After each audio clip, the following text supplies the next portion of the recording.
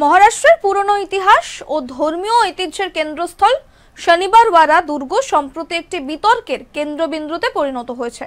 দুর্গের প্রাঙ্গণে কয়েকজন মহিলার নামাজ পড়ার ভিডিও সোশ্যাল মিডিয়ায় ভাইরাল হওয়ার পর থেকেই শুরু হয়েছে তীব্র উত্তেজনা ও বিতর্ক। ঘটনাটি দ্রুত রাজনৈতিক এবং ধর্মীয় সংঘাতের দিকেই কিন্তু মোড় নিয়েছে। স্থানীয় বিজেপি সাংসদ মেধা কুলকার্নির নেতৃত্বে গোমূত্র দিয়ে দুর্গের শুদ্ধিকরণ কার্যকর করানো চালানো হয়েছে, যা আরও এই ঘটনাটিকে উত্তেজনা সৃষ্টি করেছে। এই ঘটনাকে ঘিরে ধর্ম, ইতিহাস ও রাজনীতির মধ্যে বিরাট দ্বন্দ্বের মুখোমুখি হয়েছে মহারাষ্ট্র। শনিবারওয়াড়া দুর্গে কয়েকজন মহিলা নামাজ পড়েন, যা সোশ্যাল মিডিয়ায় ভাইরাল হলে তা দ্রুত রাজনৈতিক ইস্যুতে পরিণত হয়। বিজেপির মেধা কুলকার্নি এই ঘটনার তীব্র সমালোচনা করেন এবং স্থানীয় বিজেপি কর্মীদের দিয়ে দুর্গের নির্দিষ্ট স্থানকে গোমূত্র দিয়ে শুদ্ধ করার ব্যবস্থা করেন। এই কর্মকাণ্ড সোশ্যাল মিডিয়ায় ভাইরাল হয়ে নতুন বিতর্কের জন্ম দিয়েছে। মেধা কুলকার্নি দাবি করেন, শনিবারওয়াড়া দুর্গ মারাঠা সাম্রাজ্যের ঐতিহ্যবাহী একটা স্থান, যা মসজিদ নয়, এবং এখানে কেউ নামাজ পড়লে তা বরদাস্ত করা হবে না। তিনি আরো বলেন, যদি এখানে নামাজ পড়া যায় তাহলে তাজমহলে আরতি করার অনুমতি দিতে হবে। তার বক্তব্যে স্পষ্ট যে ধর্মীয় স্থান সংক্রান্ত ঐতিহ্যের দাবি নিয়ে তিনি নামাজের বিরোধিতা করছেন এবং এটিকে পুনেকারদের স্বার্থের বিষয় হিসেবেই দেখছেন। মহারাষ্ট্রের মন্ত্রী নীতিশ রানেও কিন্তু এই বিষয়ে মুখ খুলেছেন।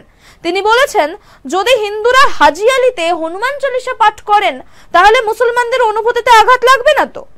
এটি একটা পাল্টা যুক্তি হিসেবে উঠে আসে, যা ধর্মীয় ক্রিয়াকলাপের এই পারস্পরিক সম্মানের প্রয়োজনীয়তাকেও সামনে আনছে।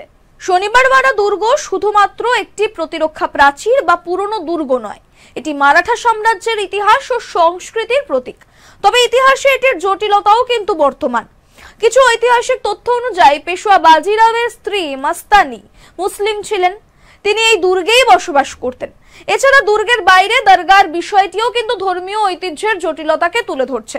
মহারাষ্ট্রের জাতীয় কংগ্রেসের নেতা সচিন সাওয়ন্ত তিনি প্রসঙ্গে বলছেন, দুর্গের বাইরে দরগা মেধার নাকেও লেগেছে, তাহলে তিনি কি নাকও শুদ্ধ করবেন নাকি? এই মন্তব্যে ধর্মীয় সহাবস্থানের প্রয়োজনীয়তা এবং দ্বন্দ্বের গভীরতাকেও স্পষ্ট করে দেওয়া হয়েছে। বর্তমান ভারতের রাজনৈতিক পরিস্থিতিকে ধর্ম এবং রাজনীতি একে অপরের সাথে গভীরভাবে জড়িয়ে আছে। শনিবারওয়াড়া দুর্গের নামাজ বিতর্কেও দেখা যাচ্ছে রাজনীতির প্রভাব। বিজেপি সাংসদের গোমূত্র দিয়ে শুদ্ধিকরণের কার্যক্রম এই হিন্দুত্ববাদী রাজনৈতিক শক্তির পরিচয় বহন করে, যা ধর্মীয় সংখ্যালঘুদের প্রতি নেতিবাচক বার্তা দেয়। অন্যদিকে বিরোধী দলের নেতারা ধর্মীয় সহাবস্থানের কথা বললেও রাজনৈতিক প্রতিপক্ষের উপর আঘাত করার সুযোগ হিসেবে এই বিষয়কে ব্যবহার করছেন। এই রাজনীতির কারণে সাধারণ মানুষের মধ্যে বিভাজন এবং সহিংসতার ঝুঁকি বাড়ছে। এই পরিস্থিতি থেকে উত্তরণের জন্য প্রয়োজন ধর্মীয় সহাবস্থানের মূল্যবোধ, ঐতিহাসিক সত্যের সম্মান এবং রাজনৈতিক নেতাদের দায়িত্ববোধ। শুধুমাত্র ক্ষমতার জন্য ধর্মকে ব্যবহার করলে সমাজে শাসনের স্থায়িত্ব ক্ষতিগ্রস্ত হয়। মহারাষ্ট্রের পুনেতে ঐতিহাসিক শনিবারওয়াড়া দুর্গের নামাজ পড়াকে কেন্দ্র করে তীব্র বিতর্ক ছড়িয়েছে। ধর্মীয় আবেগ, ইতিহাসের বাস্তবতা এবং রাজনীতির তৎপরতার মাঝে এক অস্বস্তিকর পরিস্থিতি সৃষ্টি হয়ে রয়েছে মহারাষ্ট্রে। একদিকে ঐতিহ্যের রক্ষায় শুদ্ধিকরণ কার্যক্রম চলছে, অন্যদিকে ধর্মীয় স্বাধীনতার দাবি। এই দুটির দিকের সংঘাত সমাজে বিভাজনের দগ্ধ একটা রেখা কাটছে।